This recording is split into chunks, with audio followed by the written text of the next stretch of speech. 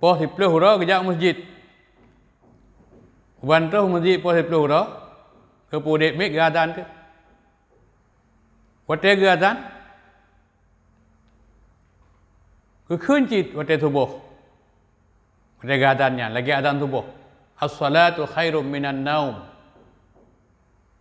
Kalau lebih gadan, orang berbondong-bondong ke masjid. Nah yang gepluang di orang agama masjid. Urina, nah anak yang gepejak, nah anak yang selingkuh. Keluar ke di masjid. Huban terus masjid, pun yang terjadi. Luar biasa.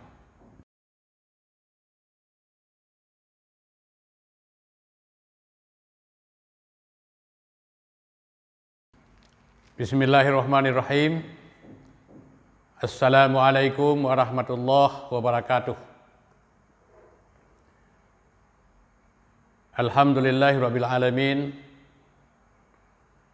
Wassalatu wassalamu ala asyrafil anbiya'i wal mursalin wa ala alihi wa ashabihi ajma'in. Kembali kepada Allah Subhanahu wa taala.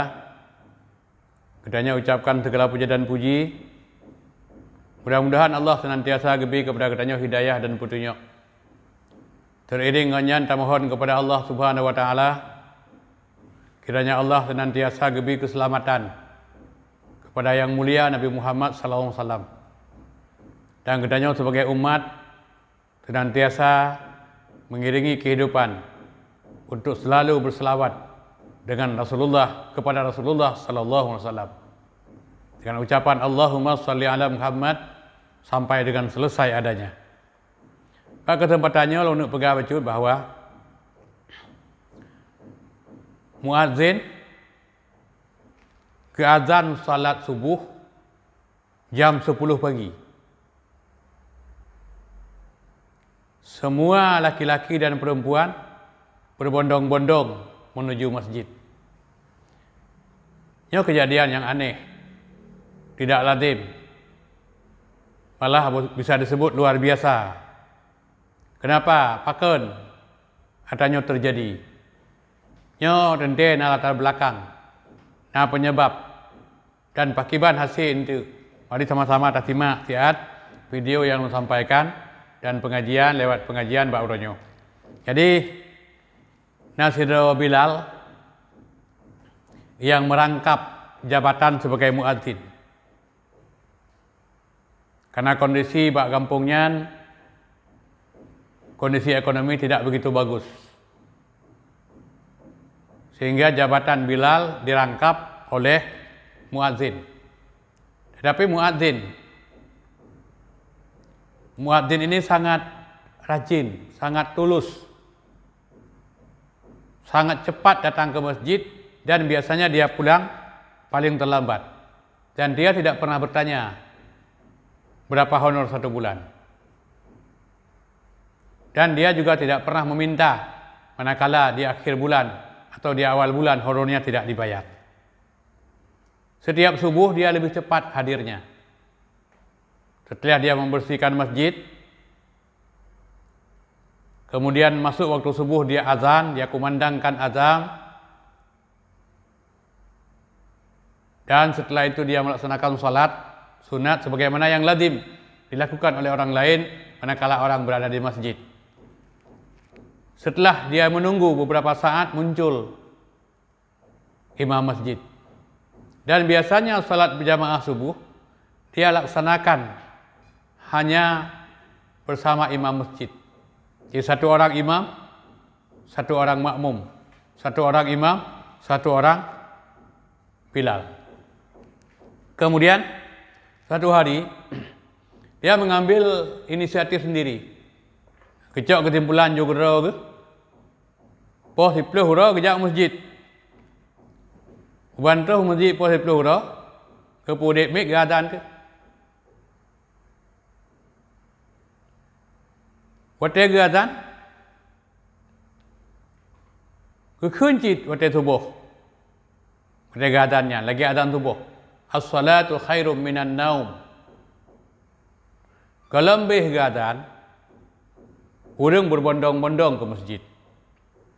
na yang geplung ji urang agam masjid urina na anak yang gepejak na anak yang selingkuh gubah ke di masjid uban terus masjid pu yang terjadi luar biasa. Jadi muadzin sebagai Bilal atau Bilal menangkap muadzin, beliau dicaci maki, icarut, isep, ikun kek-kek sapu. Jadi mandum urang sumpah serapah. Mandum urang merasa terganggu, mandum urang hana nyaman. Sampai tanya, "Hai bila? Buka pungo ni. Poh 10 hurau ni azan subuh." Kepegah tu, kabeh ni pegah ira tu, nyo kabeh ni pegah im ro ni balum pegah elon. Long hana panjang long pegah apa? Long hana long caci ro ni. Long halong siup ro ni. Cuma lang long tanya 3 4 ro ni. Muna bengah, kan muna bengah mentang. Tapi tip bengah long azan subuh tabe-tabe di masjid. Tapi yang terus masjid tengku umum. Tinggal tiap subuh long sembahyang 2 lu. Watai long azan subuh dro ni hana neja. Padahal watai azan subuh dro ni patut tak neja. Karena kedanya laksanakan salat berjamaah. Olehnya jinau azan poh 10. Pu sembahyang nama dah pubut. Harus ji dro ni baik neja. Maka ji long tanya watai subuh dro tak harus ji harus neja. Jinau hana perlu neja. Jinau long tanya buat dro ni manduk. So yang pungo orangnya. Pulau. Ini sebuah kisah yang terjadi.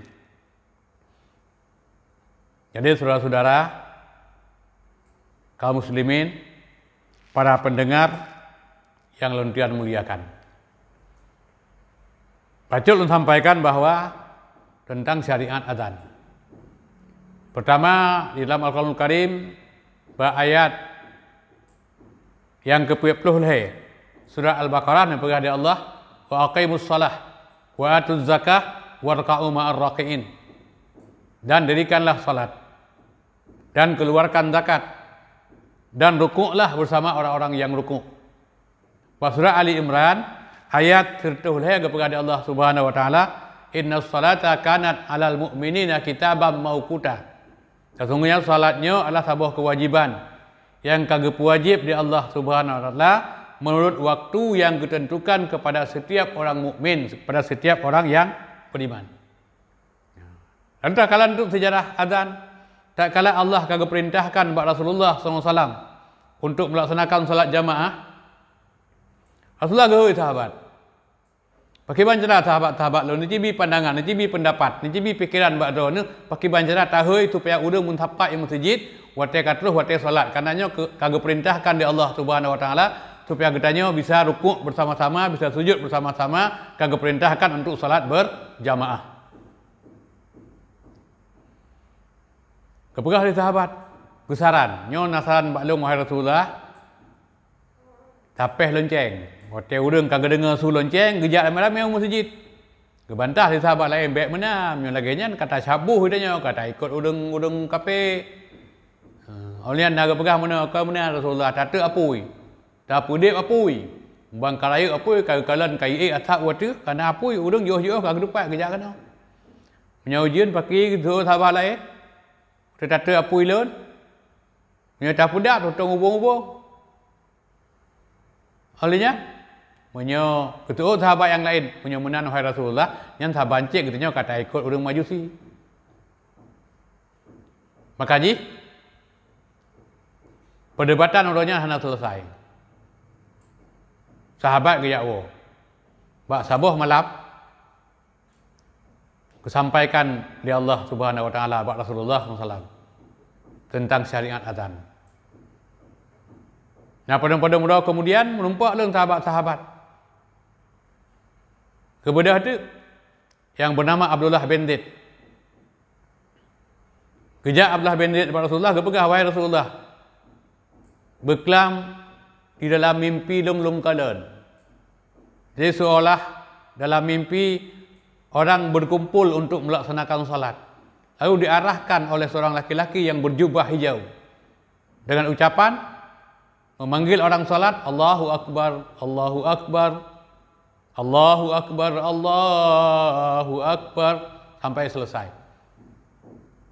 Yang geui Bilal bin Rabah, coba tolong Abdullah bin Zaid nepurno Bilal bin Rabah pakai bancara yang dibaca menau. Kepurno itu suaranya merdu, maka ditetapkan Rasulullah SAW Bilal bin Rabah sebagai muadzin pada zaman Rasulullah SAW. Rupanya waktu getengah azan dari Bilal bin Rabah di masjid bersama Rasulullah bersama sahabat, gedengar oleh Umar bin Khattab di rumah. Getun Umar bin Khattab di rumah, gejak masjid. Bantuh masjid, terus Rasulullah di tengah-tengah sahabat, Umar bin Khattab ni pegah. Wahai Rasulullah, wahai sahabat-sahabat, wahai Abdullah bin Zaid, kerana dahulu wilung untuk menyampaikan kepada Rasulullah SAW.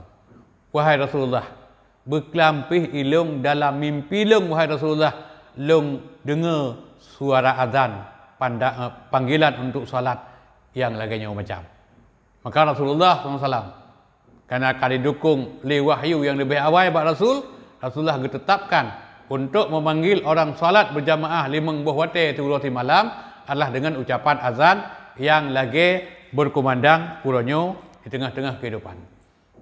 Makanya yang boleh uronyo tak pegat kajian biuk bahawa so yang yak dengar ba Abdullah bin Zaid untuk memanggil urang salat adalah dengan ucapan Allahu Akbar, Allahu Akbar. So yang yak dengar ba Umar bin Khattab ucapan Allahu Akbar. Yang pendengar bak Abdullah bin Zaid, yang pendengar bak Umar bin Khattab adalah Allah Subhanahu wa taala. Maka jih kita nyo yang boleh kita pahami, yang boleh kita yakini bahawa suara azan adalah pada hakikatnya suara Allah. Diperdengarkan oleh Allah Subhanahu wa taala kepada dua orang sahabat yang mulia. Maka jih tatkala azan berkumandang tidak didustakan. Sebab mendustakan suara azan, berpaling dari suara azan sama dengan mendustakan Allah Subhanahu wa taala. Maka marilah sidang jamaah, saudara-saudara yang hadir dalam pertemuan ini dan juga kepada para pendengar video pada kesempatan ini, kita semarakkan suara azan. Dan salah satu yang ditakuti oleh orang Yahudi terhadap umat Islam, manakala umat Islam mendengar suara azan kemudian berbondong-bondong ke masjid, maka kalian harus berhati-hati. Maka tatkala yang demikian telah dirasakan, dialami, dilakukan oleh umat Islam, semangat jihad dalam dada mereka telah tumbuh dan bersemi. Tapi manakala mereka masih berpaling, sibuk dengan urusan dan kegiatan masing-masing, mereka tidak abaikan suara azan yang berkumandang, maka kalian tidak pernah takut dan tidak perlu takut kepada orang Islam, karena di tengah-tengah umat Islam tidak ada apa-apanya. Jadinya komentar yang sampaikan, bahkan seorang muadzin menyampaikan